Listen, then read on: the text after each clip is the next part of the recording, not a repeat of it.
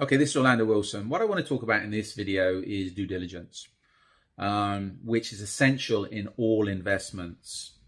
It should be essential in all business deals, but a lot of people neglect due diligence for various reasons. I'll say usually down to their egos.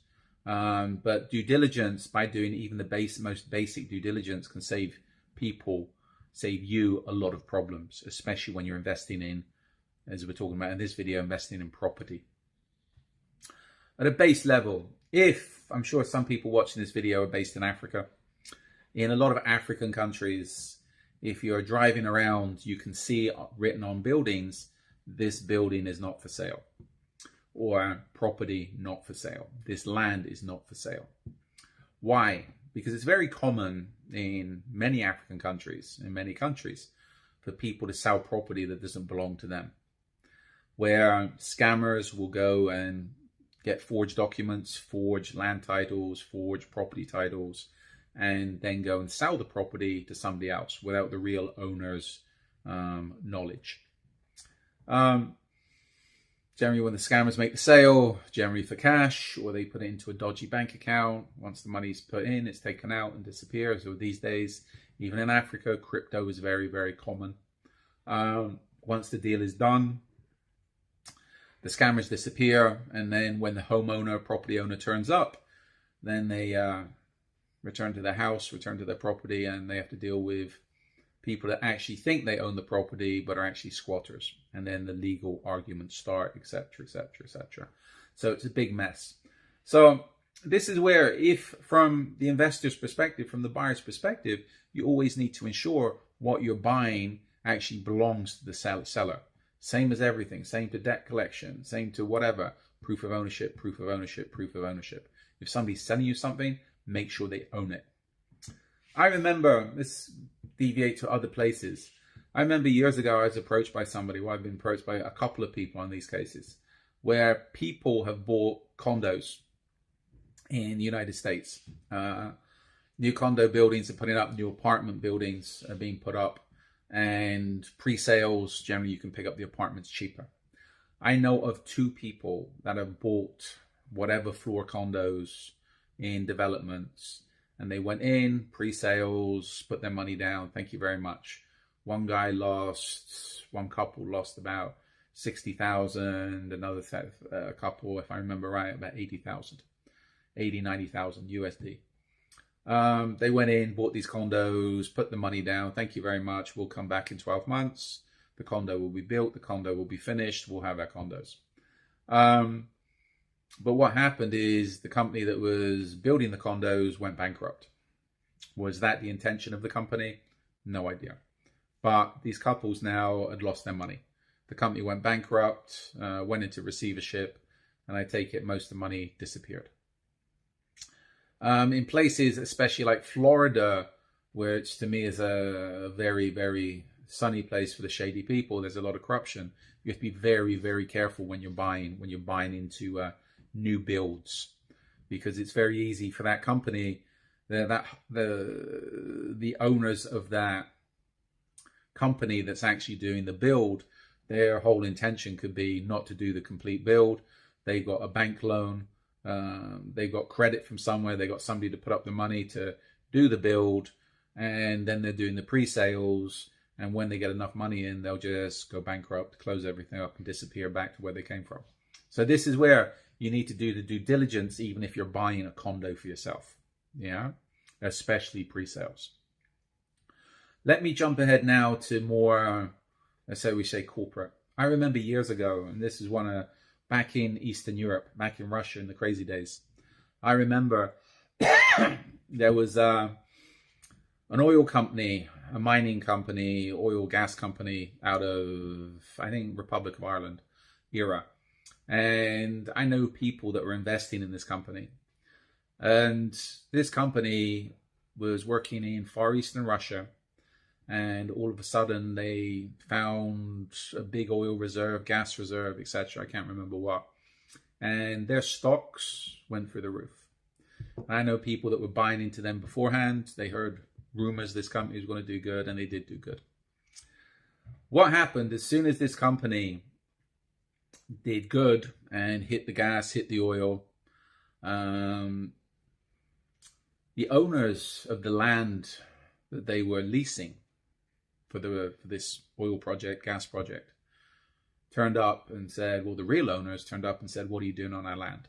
Because it turned out the people that had leased them the land didn't really own the land. Was this all a setup? Was this all a scam? Was this a scam from the start? Most probably. The owners of the land, well, the people that owned the land, that leased them the land, most probably knew what was going on, but they leased them the land knowing somebody else owned the land, and if this company done good, they could come in and then take the land, take the project from this oil and gas company. And it worked. This oil and gas company ended up, they never had a leg to stand on, because it turned out they leased, their lease was from somebody that didn't own the property. So again, they were politely told, pack your bags and go. And in the meantime, leave everything you've invested behind. That happens quite a bit. And we were dealing with another case in Dominican Republic where we went in to do a risk assessment on this property. There was going to be a big investment in Dominican Republic, a marina, condos, houses, etc., a multi-million-dollar investment in a place called Luperon. Beautiful area. And when we went in, as me and another guy went in to do risk assessment, etc., when we met the lawyer that was dealing with this project, the alarm bells started to go, because the person my business partner at the time, Dominican, we checked out this lawyer. Nobody knew him. He was a small town Luperon lawyer, had no offices in Santo Domingo. Nobody knew of him. He was just a small town lawyer. But he was all of a sudden dealing with a multi-million-dollar investment. Big project, which was way out of his league. And when we said this to the people that brought us in, that we were there for, that were making the investment, we said, look, this lawyer is really out of his league. We don't really trust him. You need to check the documents. You need to check this. You need to check everything else. You're going to have a problem. We see you're going to have a problem. We believe you're going to have a problem. They weren't too happy with us. Why? Because I think their egos got in the way of, well, who are these people? Who are you to tell us what to do? We're going to come in and make a multi-million-dollar investment, and yes, everything's good, etc. These people had believed the bullshit they'd been sold. And their egos got in the way because they had started to make the investment. They started pre-sales. They were setting up for pre-sales. So now we've come in at this stage where they've started to set up and say, look, there's an issue here. You need to rectify this issue. You need to get rid of the lawyer, get somebody else in, and start all over again. Anyway, they blew us off. We had big arguments. We had argued at pay. They didn't like the reports we put in because it was negative, but it was honest.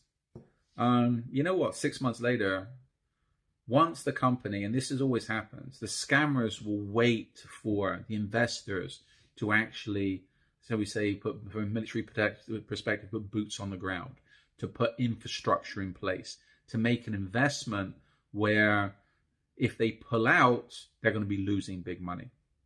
And generally, they're not going to, the scammers won't approach people initially, because if you're not made the investment, then you've got nothing to lose. Once you have something to lose, then they will approach you, because now you have to think, okay, am I going to pay people off? How am I going to solve the problem? You're stuck. You can either walk away and lose everything, or you can try and make a deal and do something. The Dominican Republic project crashed because too many people come out the woodwork, and I take it there was too much money wanted, etc. And they'd been warned. But this big multi-million-dollar investment, they must have put a couple of mil into it. They lost everything. Why? Because they didn't do any relevant due diligence. And again, they believed the stories they'd been told. Now, you think about it, if you're a scammer, and this is how a lot of the scammers work, if you think about it from a business perspective, if you're going to do a multi-million-dollar business deal, how much planning and preparation you're going to put into that deal? A lot. The scammers are the same. If somebody's going to scam you on a property deal, if somebody's going to scam somebody on a property deal, they are going to take the time to do their research, make sure they've got the right paperwork, make sure they've forged the right paperwork, make sure they paid off the right people. And this even happens in the US. People get paid off, local officials get paid off, code enforcement get paid off, judges get paid off. And again, going into developing countries, third world countries, everybody's going to be paid off. So if you go in there as an outsider, as a stranger, and you get stung and you don't do your proper due diligence, if you don't have the right people behind you, and you end up getting stung, the chances are you're not going to have a leg to stand on. You will lose everything unless you start paying people off. So this is where you've always got to be very, very wary of, how can I put it, golden opportunities. And again, whenever you're doing any investment, as far as real estate is concerned, you have to ensure you do your proper due diligence, and at a base level, actually take the time to send somebody to go through the local records, etc., to ensure you know who actually owns the property, and the people that's selling you or leasing the property actually have the rights to do so. So just a couple of short stories there in real estate investments and why due diligence is essential. My companies provide investigation services, due diligence services, etc., in various parts of the world. And again, we can also provide advisory and management services to ensure such investments can go smoothly. So if you've got any questions on due diligence investigations, feel free to reach out to me. In the meantime, follow me along on social media. I prefer LinkedIn these days, but we're up on the main social media platforms. We're providing our training courses again, including hostile environment, protective surveillance, etc. And I also have an array of books up on Amazon that talk about various aspects of close protection, investigations, business, even crime fiction, etc. So follow me along on social media, check out the blog. There's a lot of articles up there. And if you have any questions reference due diligence, investigations, property deals, especially international property deals, feel free to reach out to us and we can give you some guidance, or we can have a conversation and work together. So in the meantime, as always, be good, stay safe, stay out of trouble, and do not neglect the due diligence. Don't let your egos get in the way. Do not believe what people tell you.